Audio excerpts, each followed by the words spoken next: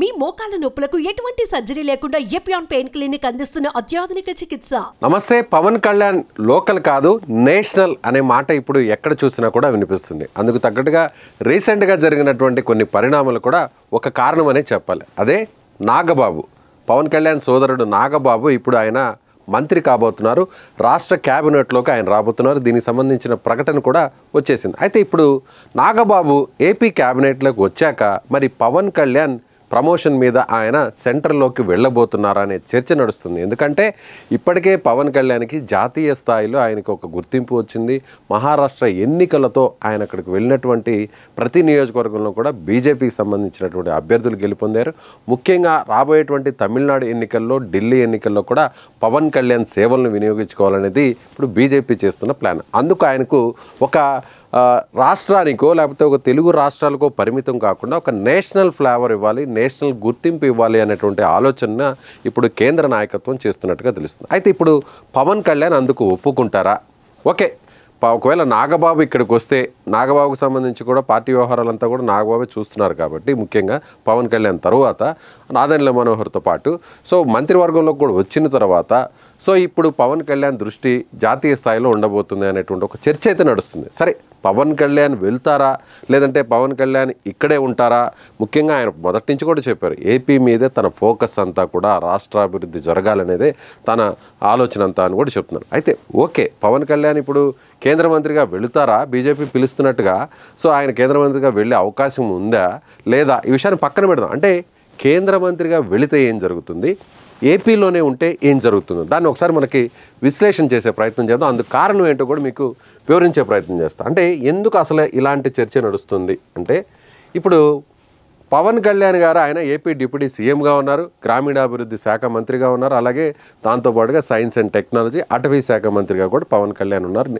గ్రామీణ నీటి పారుదల శాఖ కూడా, నీటి సరఫరా శాఖ కూడా ఆయన పోర్ట్ఫోలియోలోనే ఉంది. అయితే ఇప్పుడు నాగబాబు గారు వస్తే నాగబాబు గారికి ఏం శాఖలు ఇస్తారనేటువంటి చర్చ చూస్తే, ముఖ్యంగా నాగబాబు గారికి వస్తే కందుల దుర్గేష్ ఇక్కడ మనం చూడవచ్చు. అంటే జనసేన పార్టీకి సంబంధించినటువంటి ఎమ్మెల్యే కందుల దుర్గేష్ ఆయన మంత్రిగా ఉన్నారు. పవన్ కళ్యాణ్, నాదెండ్ల మనోహర్, కందుల దుర్గేష్.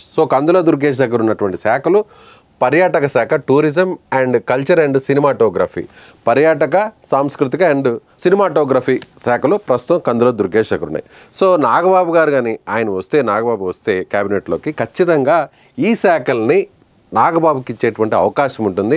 అప్పుడు కందుల దుర్గేష్కి ఏ శాఖ ఇచ్చే అవకాశం ఉందని చూస్తే దానికి సంబంధించి కూడా పవన్ కళ్యాణ్ వద్ద ఉన్నటువంటి కొన్ని శాఖలను మనం ఒకసారి పరిశీలించినట్లయితే ఆయన దగ్గర Panchayati Raj, rural development and rural water supply, environment, forest, science and technology, ఈ శాఖలు ప్రస్తుతం పవన్ కళ్యాణ్ దగ్గర ఉన్నాయి.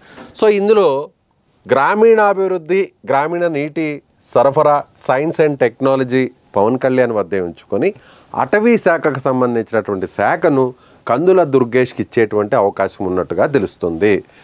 ఈ ఒకవేళ ఖచ్చితంగా, ఎందుకంటే సినిమాలకు సంబంధించి ఆ రంగానికి సంబంధించిన వ్యక్తే నాగబాబు, ఆయన నటుడు, నిర్మాత కూడా కాబట్టి ఖచ్చితంగా సినిమాటోగ్రఫీ అలాగే పర్యాటక శాఖ కూడా ఆయనకి ఇచ్చేటువంటి అవకాశం వెసులుబాటు కనిపిస్తుంది. పవన్ కళ్యాణ్, ఇది శాఖలకు సంబంధించినటువంటి అప్డేట్. ఒకవేళ పవన్ కళ్యాణ్ కేంద్ర మంత్రిగా వెళితే ఏం జరుగుతుంది అనేది ఒకసారి మనం చూసినట్లయితే, పవన్ కళ్యాణ్ గారు ఆయన కేంద్ర మంత్రిగా వెళితే ఫస్ట్ ఏపీ గురించి చర్చించుకుందాం. డిప్యూటీ సీఎంగా ఉన్నారు, పదే పదే చంద్రబాబు గారి నాయకత్వాన్ని సమర్థిస్తున్నారు, ప్రతి సభలో కూడా ఆయన పొగుడుతున్నటువంటి పరిస్థితి.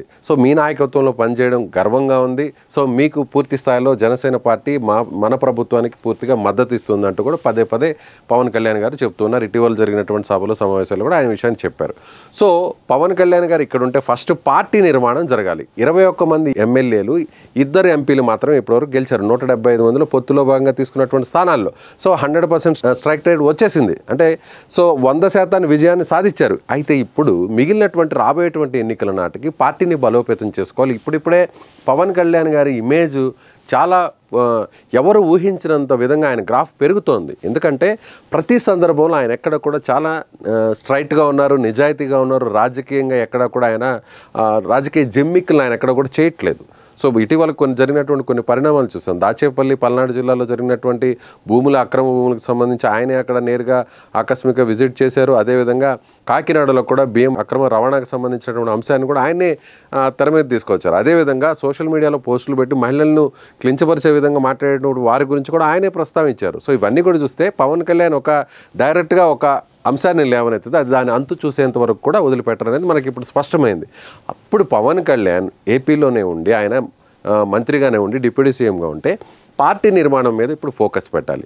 చాలామంది ఇటీవల ఎన్నికల తర్వాత కూటమి ప్రభుత్వం అధికారంలోకి వచ్చిన తర్వాత తెలుగుదేశం పార్టీ కంటే కూడా జనసేనలోకే వలసలు ఎక్కువగా వస్తున్నాయి. వైసీపీ నుంచి వచ్చేటువంటి వారందరూ కూడా ముందు జనసేన పార్టీ వైపే చూస్తున్నారు. ఎందుకంటే తెలుగుదేశం పార్టీ దశాబ్దాల నుంచి ఉంది. సో అక్కడ ఫుల్గా అకామిడేషన్ జరిగిపోయింది. కానీ జనసేన పార్టీకే ఇప్పుడు చాలా స్థానాలు ఖాళీగా ఉన్నాయి. నాయకత్వానికి సంబంధించినటువంటి పూర్తి నాయకులు తీసుకోవాల్సినటువంటి ఆవశ్యకత ఉంది. అందులో భాగంగానే పార్టీ నిర్మాణాన్ని ఆయన ఇక్కడే ఉండి చేసుకోవాల్సినటువంటి అవసరం ఉంది. వచ్చే ఎన్నికల నాటికి ఇదే 21 స్థానాల్లో పోటీ చేయాలని లేదు.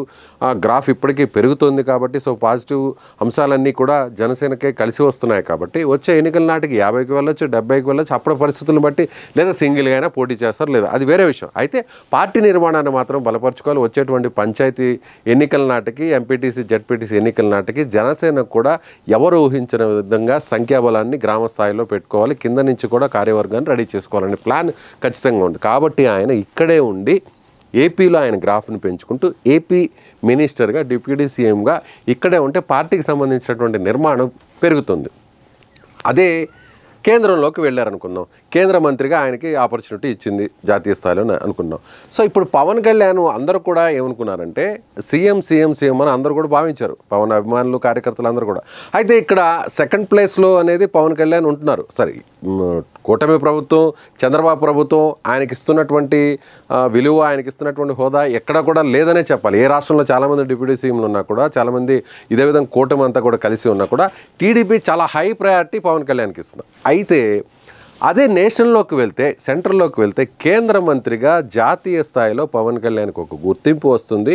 ఇప్పటికిప్పుడు 5 ఏళ్ళు పక్కన పెడితే, సో ఇప్పటికిప్పుడు రాబోయేటువంటి కొన్ని సంవత్సరాల్లో జరగబోయేటువంటి రాష్ట్రాల ఎన్నికలు ఉన్నాయో వాటిల్ని పవన్ కళ్యాణ్ చరిష్మా ద్వారా, పవన్ కళ్యాణ్ ఇమేజ్ ద్వారా బీజేపీ తన బలాన్ని పెంచుకోవాలనేది ఆలోచన అయితే చేస్తుంది.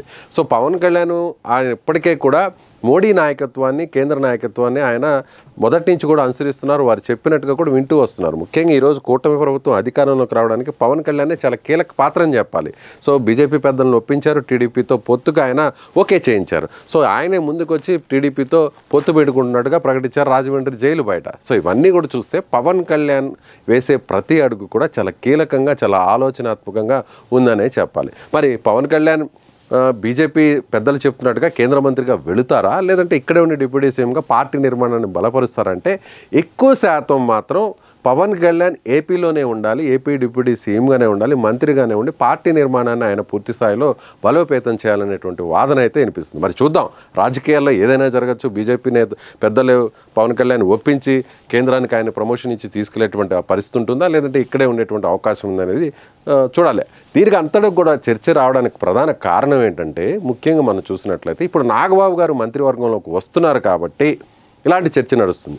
ముందు కూడా ఎన్నికలకు ముందు కూడా పవన్ కళ్యాణ్ పిఠాపురంలో ఎమ్మెల్యే అభ్యర్థిగా పోటీ చేస్తారా, లేదంటే కాకినాడ ఎంపీగా పోటీ చేస్తారా? కాకినాడ ఎంపీగా పోటీ చేసి ఎంపీగా గెలిస్తే కేంద్ర మంత్రిగా ఆయనకి అక్కడ జాతీయ స్థాయిలో ఒక గుర్తింపు వస్తుందని ఆలోచించారు. ఇక్కడ ముఖ్యమంత్రిగా చంద్రబాబు ఉంటారు కాబట్టి. కానీ వాటన్నిటిని ఆయన పక్కన పెట్టి తనకు ఏపీలోనే ఉండాలి, ఏపీ ప్రజలకు సేవలు అందించాలనేటువంటి ఉద్దేశంతో తాను ఎమ్మెల్యేగా పోటీ చేస్తున్నానని చెప్పి మరి పోటీ చేసి భారీ మెజార్టీతో గెలిచారు పవన్ కళ్యాణ్. మరి మీరేమనుకుంటున్నారు?